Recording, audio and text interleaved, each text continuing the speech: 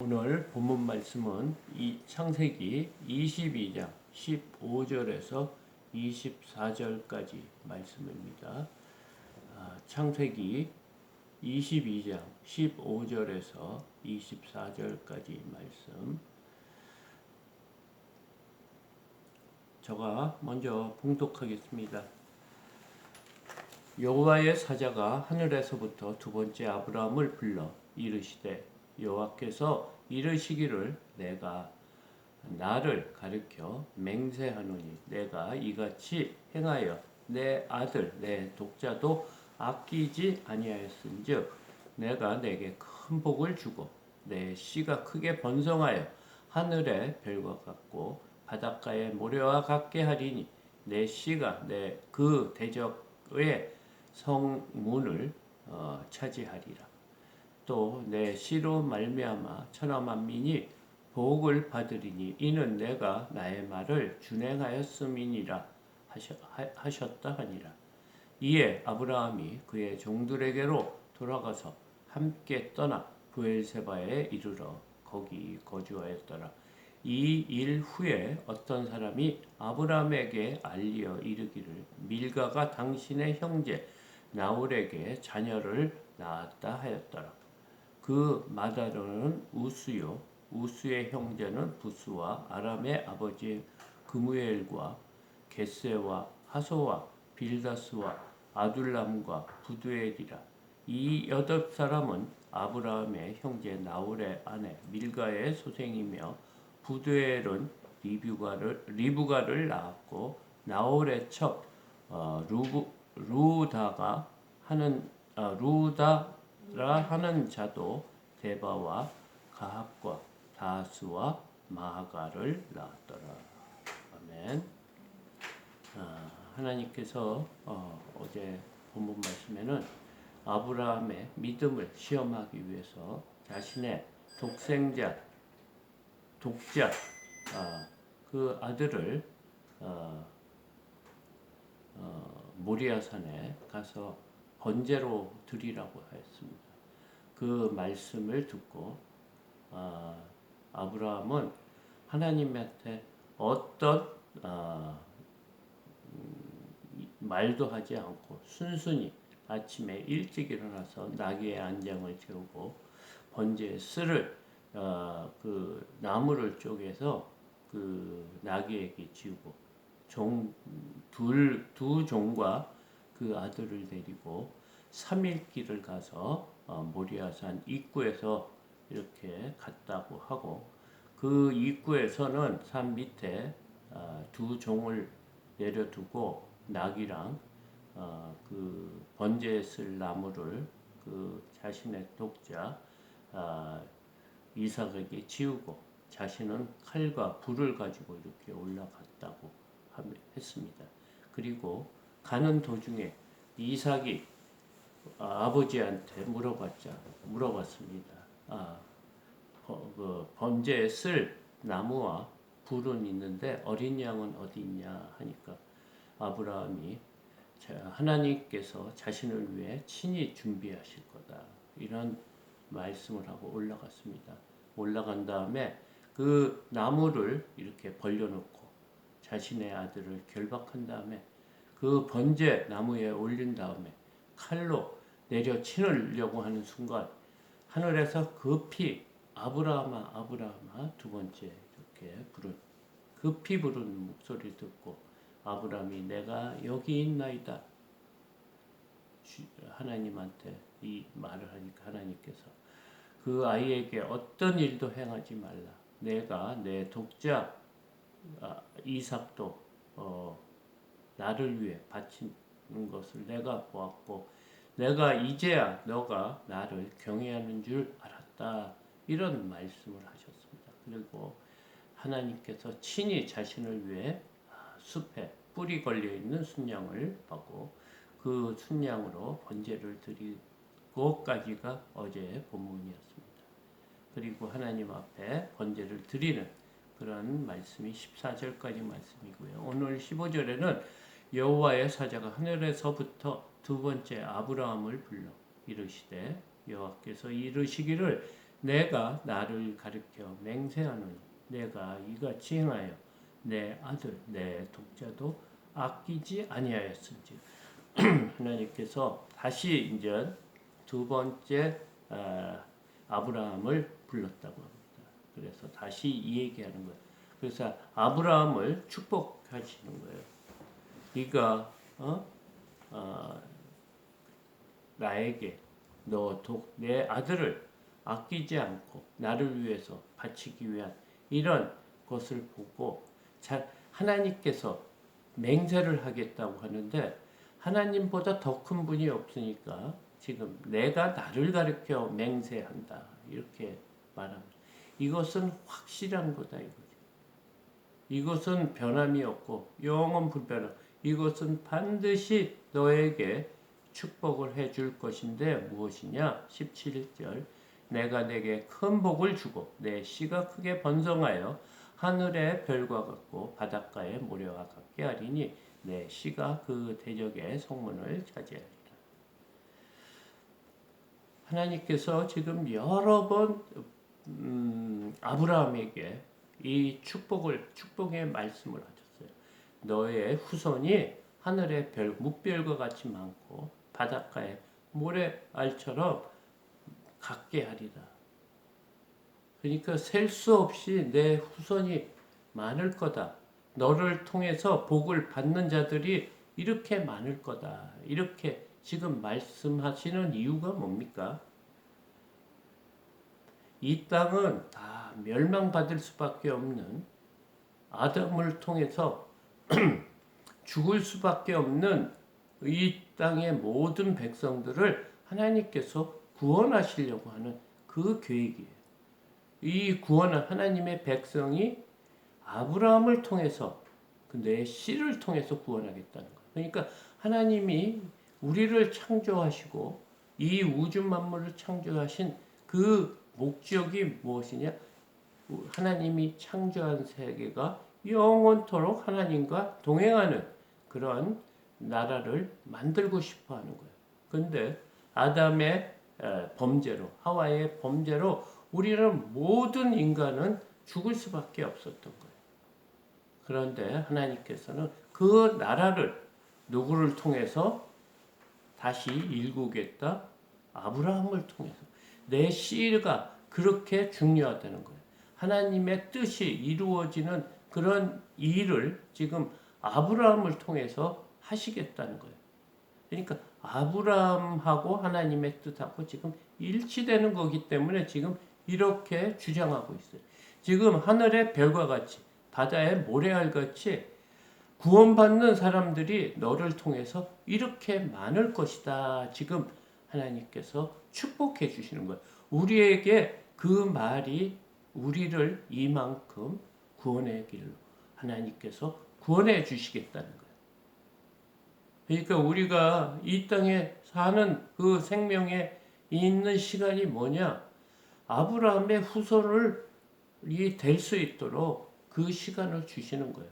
지금까지 깨닫지 못한 영혼들에게 우리가 그들을 찾아가서 아브라함의 후손으로 만드는 시간이 우리의 삶의 시간이라고 지금 본문은 말하고 있습니다. 그래서 내 씨가 그 대적의 성문을 차지하리라.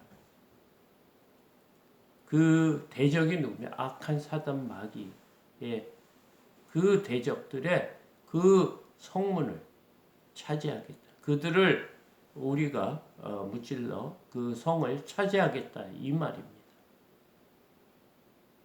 18절 또 내 씨로 말미암아 천하 만민이 복을 받으리니 이는 내가 나의 말을 준행했음이니라 하셨다 하니라. 그러니까 우리가 구원받을 수 있는 그런 이유 중에 하나가 뭐냐? 아브라함의 믿음 때문에 그렇게 됐다. 자신의 독자를 아끼지 않고 하나님 앞에 바치는 그 믿음을 보고, 그러니까 그 독자를 바친 거와 똑같이 인정해 주신다는 거예요. 왜 이렇게 했다고요? 아브라함의 믿음을, 아브라함이 하나님을 얼마나 경외하고 그 말씀을 따르는지 시험하시려고 하셨다고 분명히 어제 본문 말씀에서 1절에서 말했거든요. 그러니까 우리가 이 땅에 사는 삶 중에 여러 가지 어려움이 있을 거예요. 우리의 힘으로는 도저히 풀어나갈 수 없는 어려움이 있을 때 그게 뭐라고 생각해야 돼요? 어쩌면 우리의 믿음을 시험하는 그런 거일 수도 있을 거예요. 사실 우리가 그럴 때마다 지금 보면 항상 넘어졌던 것 같아요. 원망하고 걱정하고 근심하고 좋으신 하나님이라고 생각하지 못하고 언제나 불안해하며 내 힘으로 해야 될 것 같고 내 경험으로 보면 이 일은 도저히 될 수 없는 일이라 그렇게 생각하면서 하나님께 기도하면서 걱정했었던 우리의 옛 모습을 이렇게 보게 됩니다. 그래서 지금까지 우리가 생명을 갖고 지금까지 살고 있지 않습니까? 이 땅을 떠나가면 정말 냉정해지는 거예요. 구원을 받을 수도 없어요. 단절이에요. 이 땅과의 단절이에요. 이 땅에 사는 동안은 하나님을 믿고 섬길 수 있는 기회의 시간이라고 지금 본문은 말하고 있어요. 왜? 아브라함의 씨를 통해서 하나님께서 이렇게 많은 후손을 너희를 통해서 줄 것이고 그들이 복을 받게 해주겠다. 복이 뭐예요? 영원한 나라. 아브라함의 백성이 돼서 영원한 나라에 못 들어갈 수 있다는 거예요. 영원한 나라에 들어갈 수 있는 복을 주시겠다. 19절에 이에 아브라함이 그의 종들에게도 돌아가서 함께 떠나 부엘세바에 이르러 거기 거주하였더라. 이제 다시 산 밑으로 내려와서 이제 다시 종들과 함께 다시 자기 집으로 가서 그랄 지방 부엘세바에서 거주했다고 이렇게 말하고 있습니다. 20절 이 일 후에 어떤 사람이 아브라함에게 알리어 이르기를 밀가가 당신의 형제 나홀에게 자녀를 낳았다 하였더라. 그러니까 아브라함의 형제 나홀이 있었는데 그 부인이 밀가입니다. 그 밀가가 지금 아이를 낳았다고 지금 말하고 있어요. 21절에 그의 맏아들은 우수요 우수의 형제는 부스와 아람의 아버지 그무엘과 또 겟세와 하소와 빌다스와 아둘람과 부두엘이라. 23절 이 8사람은 아브라함의 형제 나홀의 아내 밀가의 소생이며 부두엘은 리브가를 낳았고 24절 나홀의 첩 루다라 하는 자도 데바와 가합과 다스와 마가를 낳았더라. 오늘 이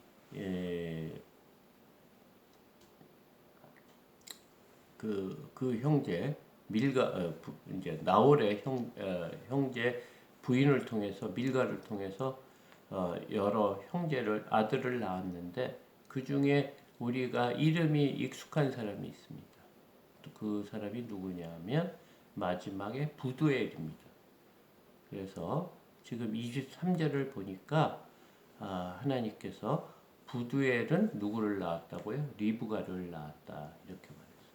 이 리브가가 장차 이삭의 아내가 되는 그 부인이 될 자매입니다.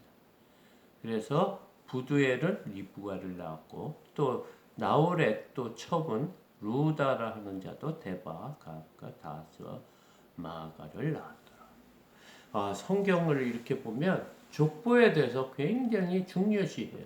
역대상도 보고 이렇게 하면 족보가 얼마나 반복해서 나오는지 몰라요.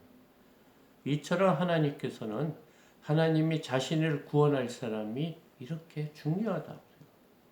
성경에는 이름이 너무너무 많이 나오거든요. 우리가 신약에서 보면 여러 예수님이 공생애할 때 여러 사건을 기적을 베풀고 병자를 고칠 때 또 누구를 만날 때 하나님께서는 어떤 뭐 부자 관원이라든가 과부라든가 소경이라든가 이런 말을 할 수 있지만 이름을 마리아라든가 또 삭개오라든가 이렇게 이름을 말하는 그 내용에는 굉장히 중요한 복음의 진리가 다 담겨 있어요. 그러니까 이름 없는 그 사건이 이름 있는 어떤 대상어에 다 적용이 되는 것을 우리가 알 수가 있습니다. 오늘 이 리브가가 이제 태어났다는 거예요. 앞으로 하나님께서 이 다윗의 씨를 어떻게 만들고 하나님의 백성을 어떻게 만들지를 지금 보여주고 있는 거예요. 하나님께서는 지금의 모습, 우리의 모습을 보는 게 아니고 앞으로 장차의 모든 일까지 계획해 계신다는 거예요. 그게 뭐냐? 언약이에요. 약속이에요. 약속대로 이루어진다는 것을 오늘 또 본문이 말하고 있어요. 우리는 오늘 당장 일어날 것만 생각하고 과거의 일을 생각하고 있지만 하나님은 미래에까지 우리의 그 마지막까지 다 아시는 분이 이 땅의 마지막 때까지 지금 함께 보고 계시는 분이 하나님이세요. 하나님은 과거, 현재, 미래 이 모든 시간을 동시간에 보시는 분이에요. 그러니까 우리의 과거에 지금 아브라함이 살았던 때와 지금 우리가 살았던 때가 지금 동일한 관점에도 동일한 시간이라고 보고 있어요. 우리의 미래 마지막 때 예수님이 오시는 그 때까지 지금 마지막까지 한꺼번에 보고 계시는 거예요. 우리의 생각으로는 이해가 안 되죠. 우리는 시간의 흐름이 있지만 하나님은 시간 속에 갇혀 계신 분이 아니에요. 시간 넘어서 우리가 어떤 시간이라는 공간을 바깥에서 쳐다보고 있는 거예요. 그래서 우리가 우리의 태어나고 지금 이 시간과 우리의 죽을 때까지 그 모든 과정을 하나님께서 아시고 계신다는 거예요. 꼭 마치 어떤 전시회에 가서 유명한 과학자의 그런 그 내용들이 이렇게 전시가 되어 있지 않습니까? 그 사람이 태어날 때, 그 다음에 뭐 젊었을 때, 공부할 때, 그 다음에 나이 들어서 죽을 때까지 이런 사진전이 이렇게 붙어 있는 것처럼 그때 우리가 한눈으로 그 사람의 과거부터 그 죽을 때까지 한꺼번에 볼 수 있잖아요. 그런 거와 같이 하나님은 우리의 삶을 다 한꺼번에 보고 있다는 거예요. 그러니까 얼마나 하나님의 그 놀라우신 능력을 우리의 생각에 갇혀서 믿음 생활하면 안 된다는 거예요. 얼마나 감사한지 몰라요.